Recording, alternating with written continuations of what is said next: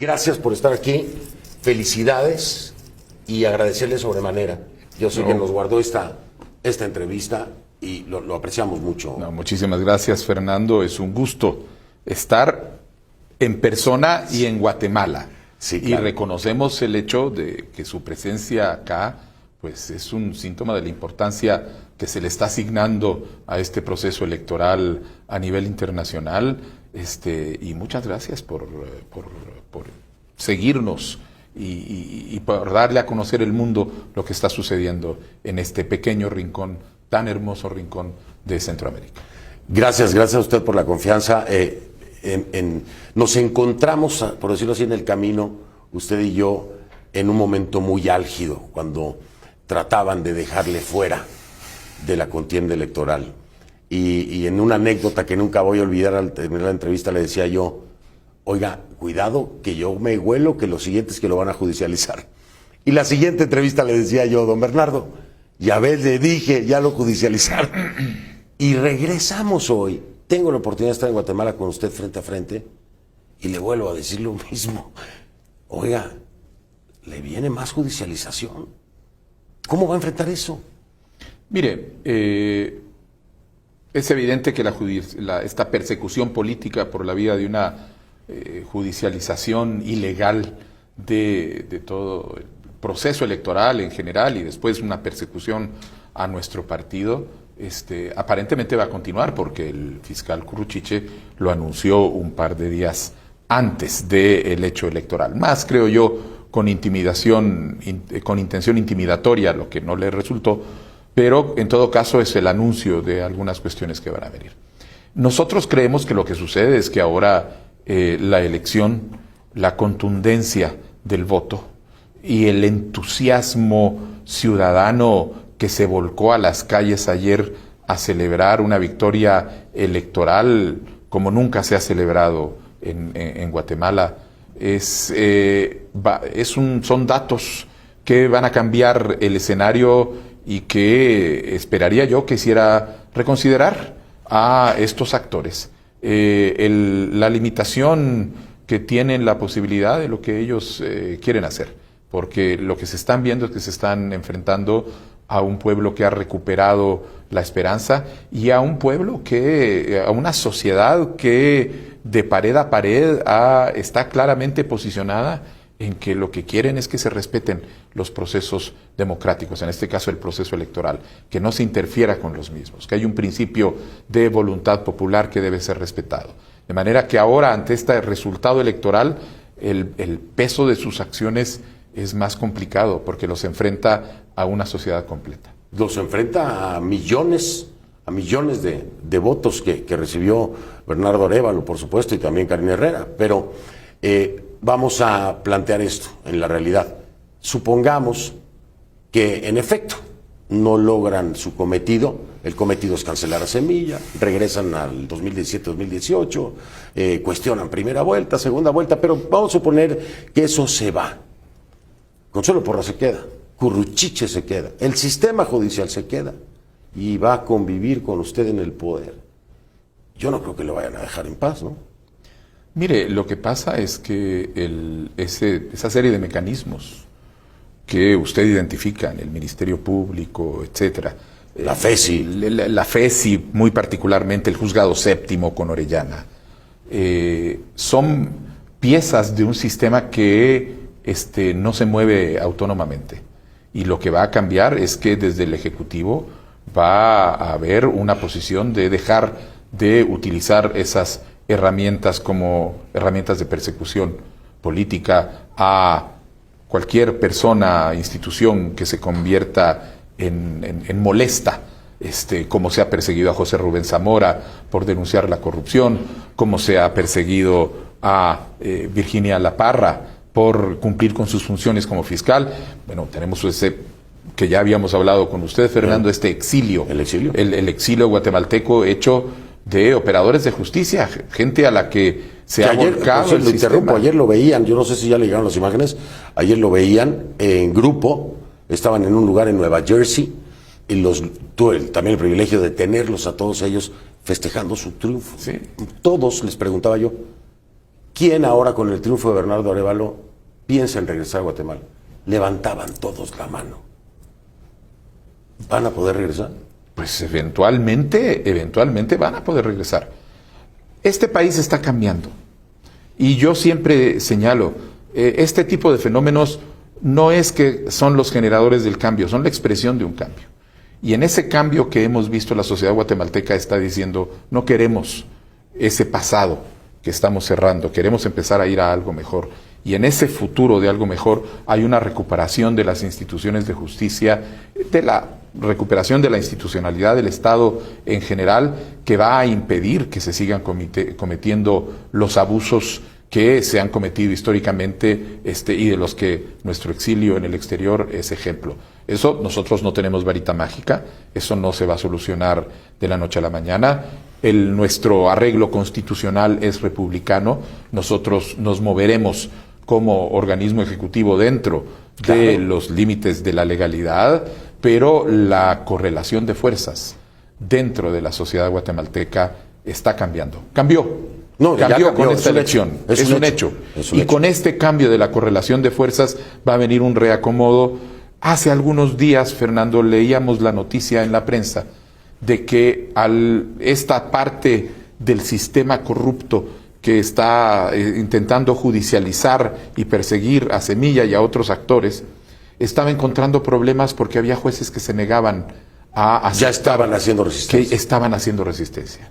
Es decir, no hay, el sistema ha estado controlado por una red, pero no quiere decir que el conjunto de la institucionalidad responda a eso. Y eso es lo que nosotros creemos que va a pasar. Al cambiar esta correlación de fuerzas, van a empezar a moverse las piezas, la gente decente, la gente honrada se va a sentir menos intimidada y para resistirse a este tipo. ¿no? También. Y va a haber opciones de salida, exacto. Y de apoyo. Exacto.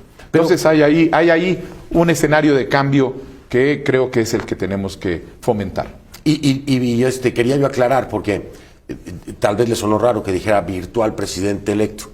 Y entonces yo me veo obligado como periodista a tomar la precaución de esperar a la oficialización, dado todo el tema de la judicialización, ¿no?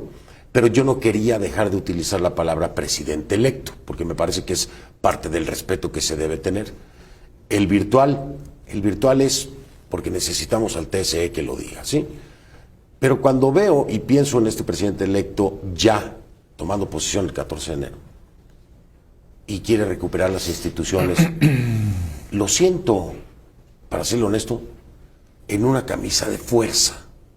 Porque siendo un republicano, siendo demócrata, pues al respetar la separación de poderes queda en el Ejecutivo. El Legislativo no lo tiene. El Judicial tampoco. Pero tampoco puede trastocar uno o el otro. Desde el frente del Ejecutivo, ¿cómo? Sin romper las reglas de la Constitución y la democracia, ¿cómo lograr reformar instituciones? Ahí hay algo que nosotros hemos estado poniendo sobre la mesa muy claramente. No podemos reducir la gobernabilidad en Guatemala a la relación entre los partidos políticos y los organismos del Estado. Particularmente no en donde los partidos políticos en su gran mayoría son parte de ese sistema de cooptación corrupta que ha asaltado el Estado. De manera que si uno no piensa de otra manera, efectivamente, lo único que se ve es esa realidad de camisa de fuerza que usted señala. Pero si empezamos a meter otros elementos dentro de la fórmula, podemos encontrar a generar nuevas fórmulas de gobernabilidad. Y aquí viene la sociedad. Una sociedad que ha venido manifestándose claramente diciendo nosotros no aceptamos ya estar en ese juego de la política sucia y corrupta. Queremos empezar a tener otro tipo de relaciones, queremos empezar a participar más. Entonces hay escenarios en donde, y no estoy hablando de escenarios plebiscitarios o de grandes movilizaciones, sino de crear. Ni encuestas a mano alzada, ¿verdad? Ni encuestas a mano, no, por eso le digo, sino mecanismos de participación, donde lo que se logra es generar un ámbito de actores que participan en distintas tomas de decisiones de una manera distinta. Que era lo que me decía antes de entrar al aire, una democracia participativa donde haya momentos, no solamente en la elección, sino momentos durante el gobierno, que ese electorado pueda tomar decisión junto con su gobierno, ¿no? Efectivamente, en donde se usen los mecanismos de consulta para ir generando consensos sociales y que sobre la base de esos consensos sociales se empiecen a articular las políticas públicas, ya sea vayan al legislativo, vayan al ejecutivo. De hecho, Fernando, en nuestro programa de gobierno, nosotros tenemos un programa de gobierno que está ordenado en 10 semillas. Sí, lo leí. La semilla 10, si se dio cuenta, todas las primeras 9 son las cuestiones que tenemos que resolver en términos de llevarle salud a la población, construir carreteras, dar educación. La 10ª es la del diálogo. Y donde nosotros decimos, nosotros lo que aspiramos es a, cuando terminemos este gobierno, Karina Herrera y Bernardo Arévalo quieren dejar 4 grandes pactos sociales. Un pacto nacional, gran pacto nacional sobre la educación, un gran pacto nacional sobre la salud, un gran pacto nacional sobre el medio ambiente y un gran pacto nacional sobre el desarrollo. Y trabajar estos 3 años para generar esos espacios de convergencia donde actores que hemos estado divididos porque hemos vivido en esta lógica polarizante que es precisamente lo que le conviene a los corruptos para impedir esa movilización ciudadana, fuera de combatir esa lógica polarizante con mecanismos de articulación que empiece que los actores empiecen a conocerse, a entenderse más, a tenerse confianza y a ser capaces de alcanzar grandes consensos que entonces hagan que este país tenga horizontes, estrategias de desarrollo que no sean mi programa de gobierno para estos 4 años, sino que empiecen a pensar, esto es lo que deberíamos estar haciendo en 20, 30 años, y después cada gobierno lo que hace es aporta su parte dentro de esa estrategia de mediano y largo plazo. Me parece increíble la idea, la entiendo siempre y cuando exista una continuidad de semilla o afín a ese proyecto país,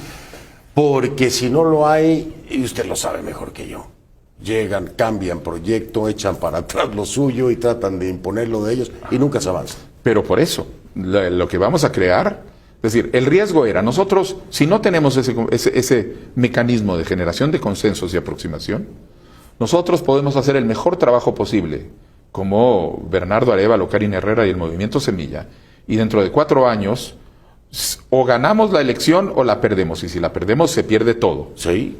Entonces lo que estamos haciendo es, vamos a usar un carril para construir los consensos, de manera que aunque pierda Semilla, lo que haya bases de consenso de continuidad. Es decir, ¿por qué? Claro, porque el convencimiento de otros sectores, de que estos son los márgenes, esta es la cancha donde tenemos que jugar. Y dentro de eso, inclusive si no sale mi partido, si no sale otro, hay un consenso, hay un acuerdo nacional. Y eso nos permite ir entonces construyendo el desarrollo como una solución de escaleras. Yo construyo un peldaño y el que sigue construye otro peldaño. Y no lo que sucede ahora, que yo construyo algo y se tira a tierra todo. Bueno, si es que alguien construye. Si es que alguien construye. Entonces, primero habría que empezar a construírselo. Correcto, correcto. Oiga, le decía pues este diálogo es enriquecedor, es un hombre preparado. Pero a usted le cae otro peso más grande también, que es el legado de su padre. Es el primer presidente electo, virtual presidente electo, hijo de un presidente que además es una leyenda. Tiene una doble carga, don Bernardo, tremenda, con el electorado, con un cambio radical, un golpe de timón en el proyecto país y con el legado de su padre. ¿Cómo lo maneja? Bueno, con mucho cuidado y con mucha responsabilidad y con sentido de responsabilidad no solo hacia el legado de mi padre, sino hacia la ciudadanía, hacia la población guatemalteca. En mi discurso al cerrar la campaña en el Parque Central, donde se reunió mucha gente, estaba repleto. Yo dediqué unas palabras a mi padre, cómo no hacerlo, además el partido y toda la gente somos seguidores de esa visión. Y después de hablar y de señalarlo, les decía, les agradezco porque el nombre de mi padre me ha abierto las puertas, me ha abierto corazones, etcétera. Pero yo no soy mi padre. Yo estoy siguiendo su camino y quiero que lo sigamos todos. Pero yo no soy Juan José Arévalo, soy Bernardo Arévalo. Y mi tarea es cuidar su legado.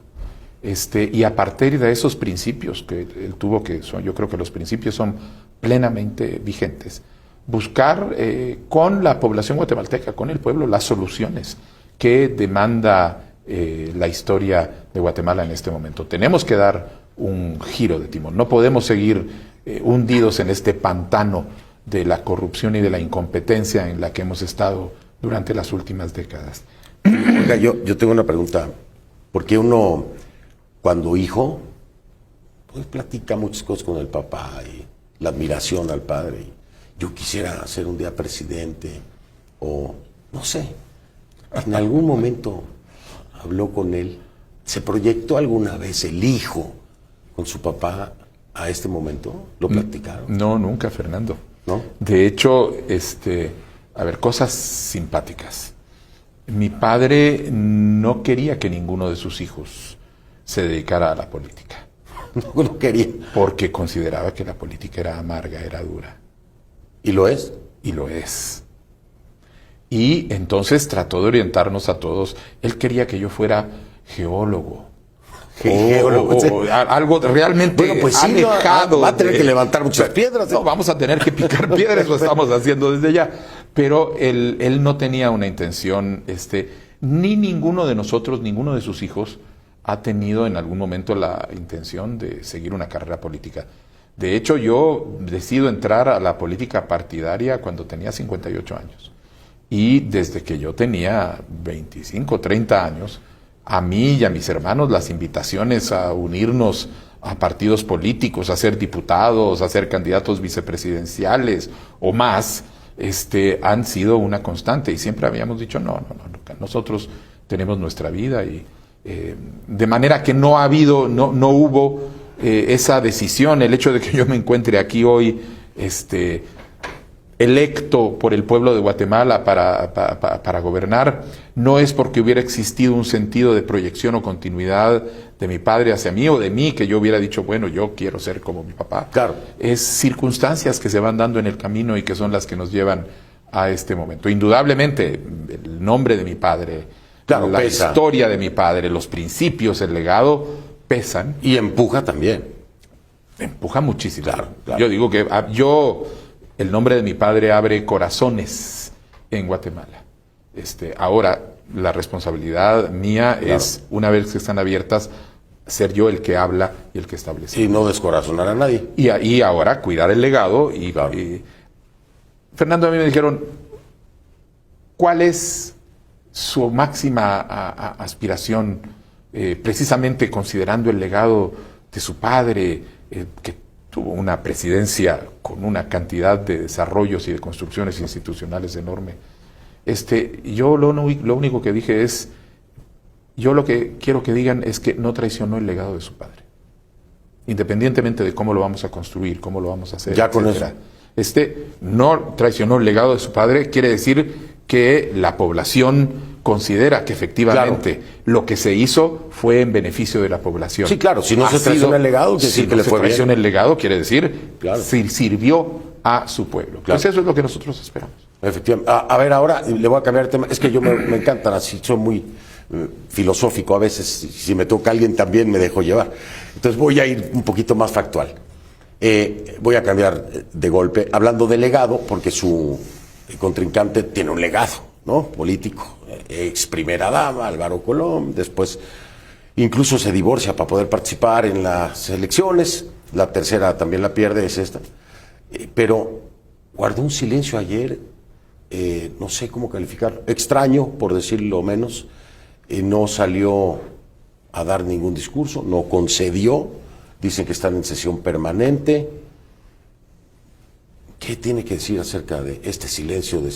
Y además, espérame, el comunicado otra vez cuestionando, ¿no? El proceso. ¿Qué el comunicado de las 3 de la tarde. Sí, de las 3 de la tarde. Que cantaba.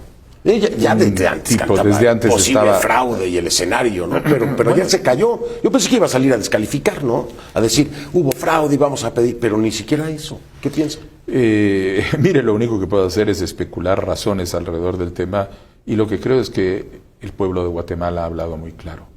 ¿Usted cree que fue la contundencia que la cayó? No solo la contundencia, sino no son solo los números, sino lo que sucedió anoche en las calles y en las plazas, con esa expresión popular de júbilo, de celebración, que pues hace evidente que esto no es la victoria de Bernardo Arévalo y el movimiento Semilla. Esto es una sensación de un pueblo que encuentra una salida a una situación y que celebra con las banderas de Guatemala en la calle, no con las banderas de un partido, no con la consigna de un partido, sino como pueblo.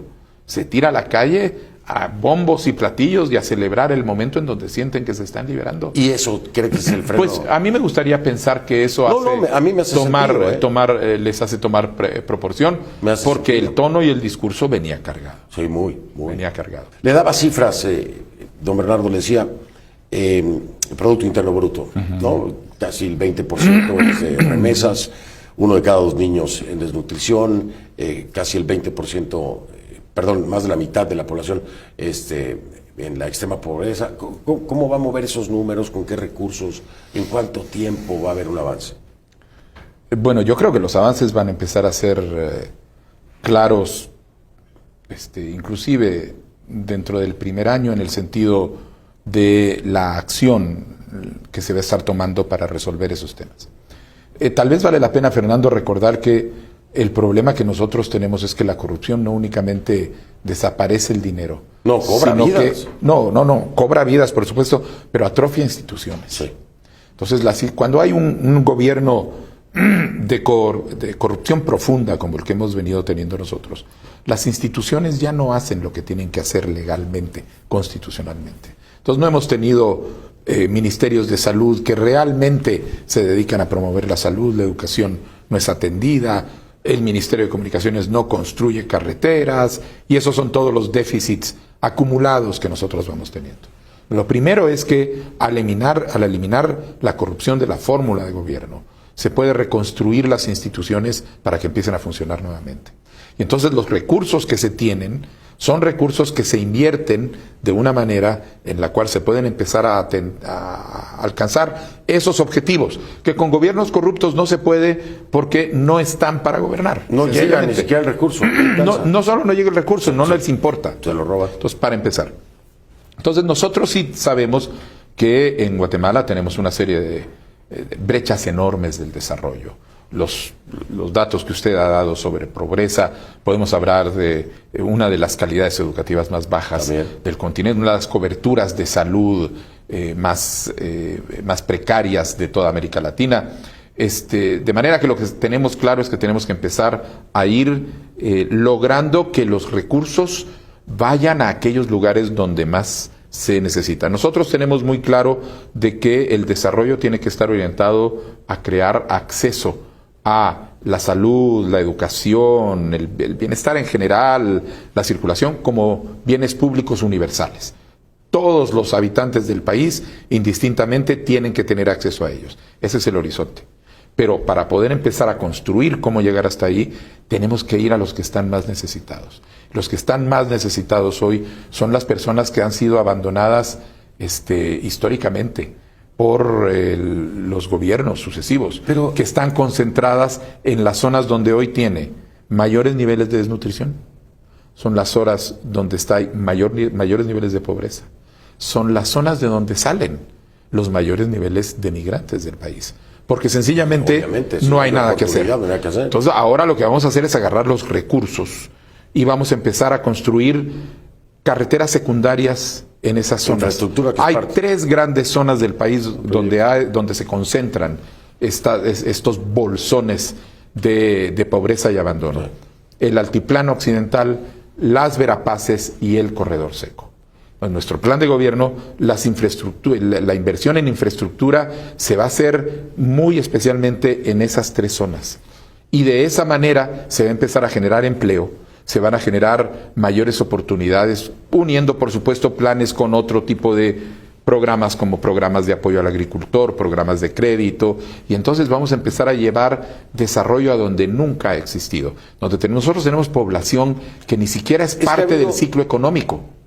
Y entonces hay que ayudar a que esa población que hoy está en economía de subsistencia, en agricultura de subsistencia, pase a agricultura productiva. Dígame algo, yo veo, no solamente en Guatemala, en muchos otros países, hay una centralización, sí, son gobiernos descentralizados, dicen, pero finalmente todo se concentra en las capitales.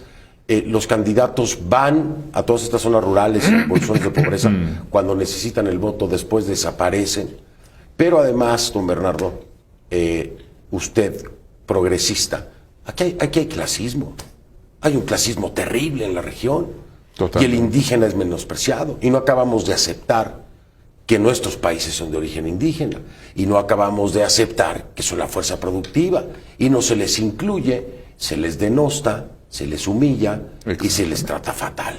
Y eso se ve aquí, en México, en Colombia, en todos lados. ¿Cómo lograr esa conciencia y sentir o crear el orgullo de nuestro origen?